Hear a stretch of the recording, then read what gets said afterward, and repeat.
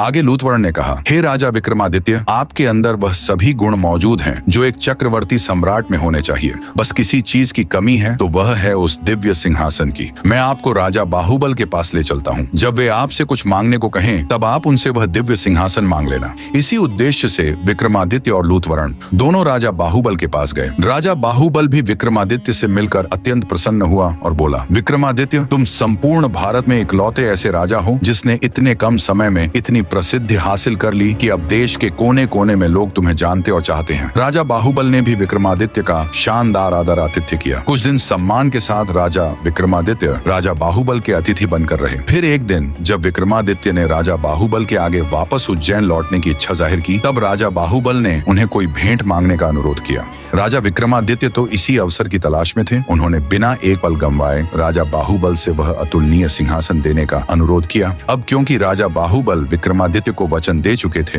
तो उन्होंने निसंकोच वह सिंहासन राजा विक्रमादित्य को भेंट कर दिया। वे भली भांति इस बात से परिचित थे कि अगर उनके बाद कोई इस सिंहासन के योग्य है तो वह केवल और केवल विक्रमादित्य ही हैं। उन्होंने खुशी खुशी विक्रमादित्य को सिंहासन देकर विदा कर दिया। जब राजा विक्रमादित्य उस अद्वितीय सिंहासन के साथ उज्जैन नगरी पहुंचे तो की पूरी प्रजा में खुशी की लहर दौड़ गई। उस सिंहासन को देखने दूर दूर से राजा महाराजा उज्जैन आने लगे। राजा विक्रमादित्य ने भारी सभा का आयोजन किया और दूर दराज से विद्वान पंडित बुलाए। उनके समक्ष अपनी इच्छा जाहिर की कि वह एक बड़ा अनुष्ठान करना चाहते हैं। कृपया आप सब देखकर बताएं क्या वह इसके योग्य हैं। तब पंडितों और विद्वानों ने एक स्वर में कहा, राजन, आपका प्रताप तीनों लोकों में छाया हुआ है। आपका कोई बैरी नहीं। आपको जो करना हो कीजिए। अपने समस्त खानदान को आमंत्रित कीजिए। 1.25 लाख दान और 1.25 लाख गौदान कीजिए। ब्राह्मणों को धन दीजिए और जमींदारों का 1 साल का लगान माफ कर दीजिए। इतनी कथा सुनाकर प्रथम पुतली रत्न मंजरी बोली, हे राजा भोज, आपने अगर कभी ऐसा दान किया है तो आप सिंहासन पर अवश्य बैठें। पुतली की बात सुनकर राजा भोज का मुंह झुक गया। उन्हें खुद पर बहुत लज्जा आई। वे दरबार में उपस्थित समस्त राज्यसभा सदस्यों से बोले, आज का दिन तो गया, अब तो कल ही सिंहासन पर बैठेंगे। इस प्रकार सिंहासन बत्तीसी की प्रथम पुतली ने राजा भोज को सिंहासन पर नहीं बैठने दिया। अब बारी थी दूसरी पुतली चित्रलेखा की। दोस्तों, आगे का पार्ट देखने के लिए हमारे चैनल को जरूर सब्सक्राइब कर लें।